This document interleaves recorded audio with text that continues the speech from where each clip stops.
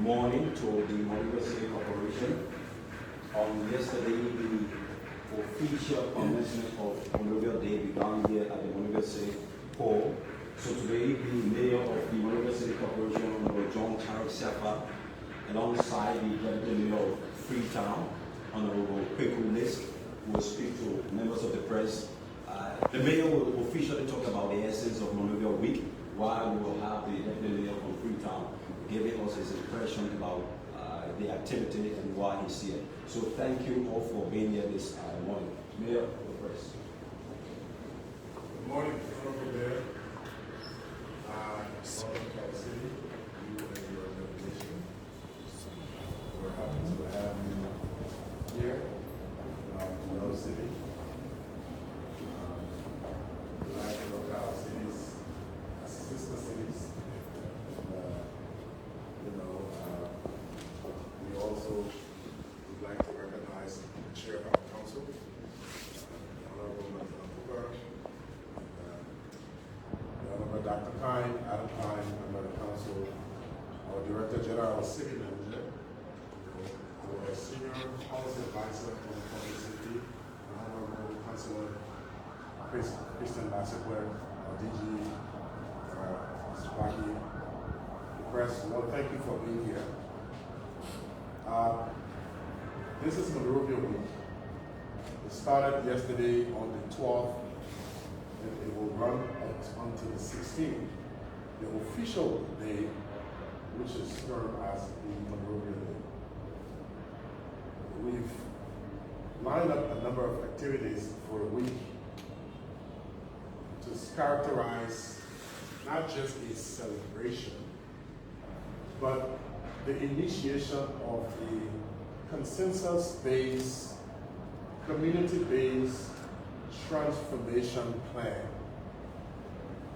The idea of having a number of events is to build community spirit. Number one is to be able to create an environment that we will hear from you, our residents, from our stakeholders, that will inform us on the strategic direction that we are supposed to take. The number of activities also try to establish and remind us who we are, where we came from, where do we want to go, what is in our thoughts, our minds, how are we going to arrive and where we going to go. It is extremely important to understand that why the responsibility as a team lead lies upon me and the city council and all of the hard-working staffs of the Monrovia City Corporation to move the city into a direction you want. And when I say you, I mean the residents. No matter how many interventions we will make, it will not be sustainable if you do not buy into the vision.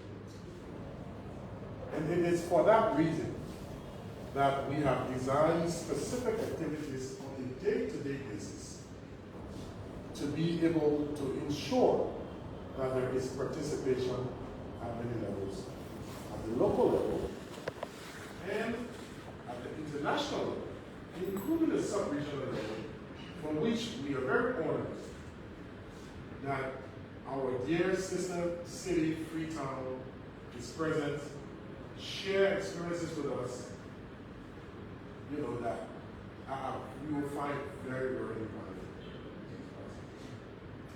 We began the day yesterday with the Heritage Parade, a heritage activity. It was culture and history. You will find in our history books the history of Liberia. You would not find the history of its capital, Monrovia. It is our intention to ensure that this history of Monrovia, which is inevitably intertwined with the history of Monrovia and Liberia, is inevitably intertwined. There is a place that one may be separated yet joined. It is important to ensure that the timelines are created chronologically. It is important that we begin to ensure that there are some interesting parts that may not be in the history books. Yesterday featured pre-1822 history, lessons that we found very, very valuable, that to ourselves, identifying who we are and what we can do. We also, that presentation was done by a number of historians worldwide. We have about 6 Liberian historians, all PhD from different parts of the world, did very, very beautiful presentations. We also got to have the drama from our local arts and culture. We were again honored by the culture ambassador. I did some demonstrations, again on the founding of Monrovia. There was a lady Liberian fair, again talking about heritage. Again, that was the economic part, promoting Liberian businesses. And then there was also a musical festival with an all Liberian artists performing. Because you do realize 63% of our population, over 60% of our population, is young people with the median age of Liberian being 19. There is no way we can have activities that don't involve our young people.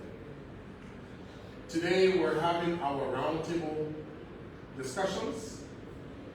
Again, our Honorable Mayor has agreed to moderate one of our thematic areas, 3 thematic areas: good governance, under which we'll talk about public safety. We'll talk about a number of things in terms of the ordinances. Most of those ordinances has been established since 1973. Of course, there's a huge metamorphosis of things between then and now. How can we adopt more realistic rules and regulations for today? What is the public's thought about it on a broad base? We're also talking about sustainable communities in line with SDG number 11, Sustainable Development Goals of the UN. How can Monrovia be an inclusive and safe city? We're talking about the environment, major issues of the environment. Waste is a major challenge for us. Today, only 28% of the waste generated is collected. You have a huge number of the waste lying there. Beyond waste, remember Monrovia is a coastal city. It lays along the coast, and many of our structures, major structures, lay along the coast. The Atlantic Ocean is moving really fast. You may not see it today because you may not live along the coast, but as managers of the city, it is important we highlight this, and we try to start talking about the different interventions that can mitigate the situation as far as possible. We're losing a number of homes on the coastline every day. Our executive mansion, where the president sits, is along the coast. Our backward training center for the military sits along the coast. Our Ministry of Foreign Affairs sits along the coast. The Majors Referral Hospital, the oldest, the JFK, sits along the coast, and many other major infrastructure. We're also losing potential revenue in tourism because of the usage of the beaches. They're not properly managed. And tourism is a major agenda under this government, under His Excellency President Joseph Barker government. So the environment we also have noise pollution. I've received a lot of letters with religious homes, the noise in the community, the noise from the bars, and so on and so forth. These are very, very important conversations that we need to have. Yes, there are rules. We don't just want to go around breaking things, knocking things down. It is important to hear from the people, hear from the expert. Monrovia is also a city, 201 years with aging infrastructure. You have buildings that are being laid there, some of them no restrooms, some of them old, some of them you got vacant land with people who haven't been in town for many years. And these lands just lay vacant. What do we do? I know people look up to the mayor, but the mayor don't have all of the answers. Let's come up, let's give some answers, let's talk.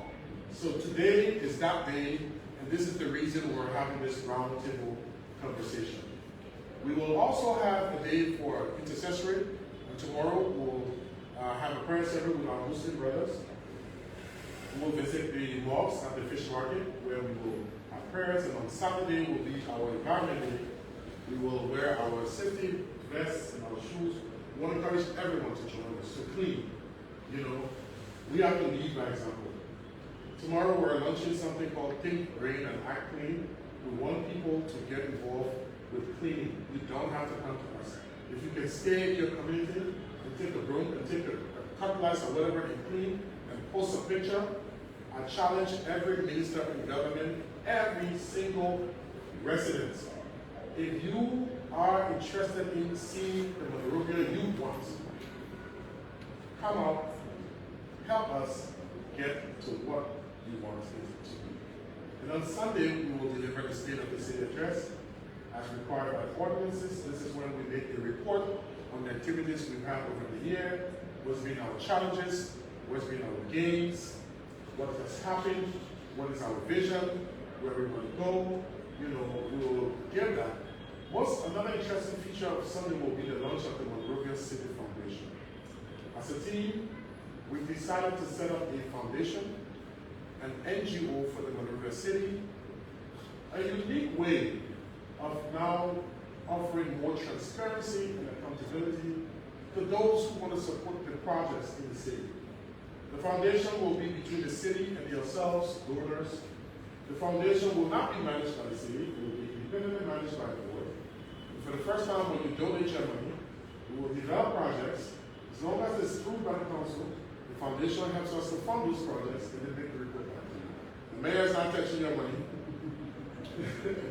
The city is not touching your money. Your money is going to an independent group.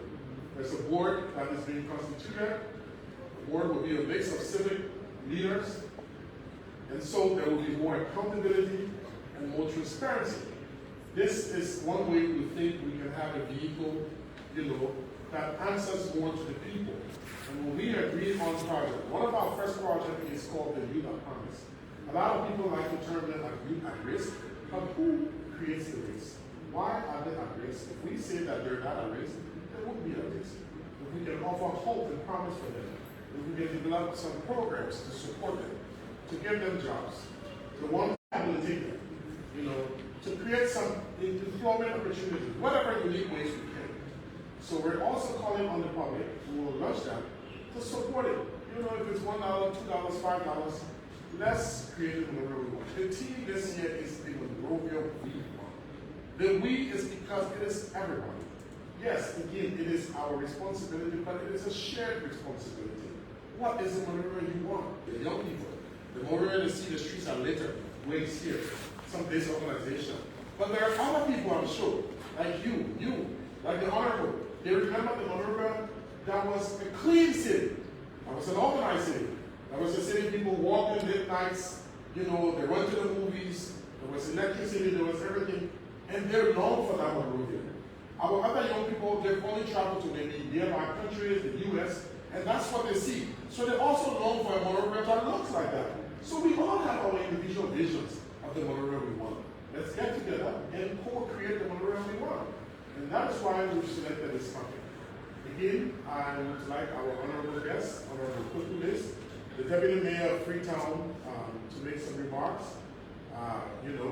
We were honored and privileged to be in Freetown a few weeks ago, about a week ago, where we were able to attend the first heat summit in Africa, I believe. That was hosted by the Honorable Mayor and attended by His Excellency the Vice President of Sierra Leone. It was a beautiful summit. It was a very impactful summit. We're going to be replicating that here. The good thing about the program, it's replicable and it's scalable. So we are working. We started a relationship with our sister city, Freetown, to work in a lot with you. Along with me on that visit, I took along the Director of Revenue for the Monrovia City Corporation, our Director of Environmental Health, and our Director of Policy.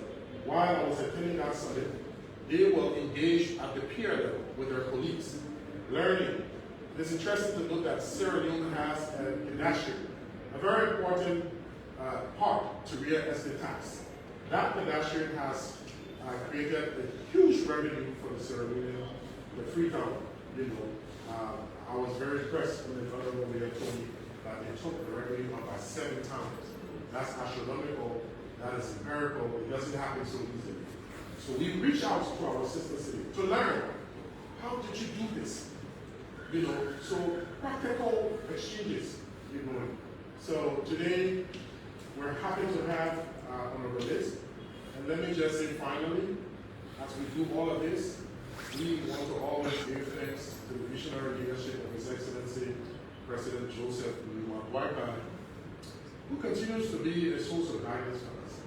We have a president that's very accessible, you know, and I'm fortunate to speak with him on many occasions, you know, to talk about these things and get the benefit of his wisdom. When we were planning this week, he gave us a lot of valuable inputs and advices, you know, and then, you know, and so we're very happy to serve under his leadership. We're very happy for the opportunity to serve our people.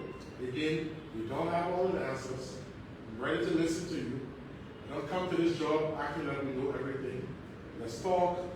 Let's listen to you, our people. Let's share ideas and let this work. Thank you. You're welcome.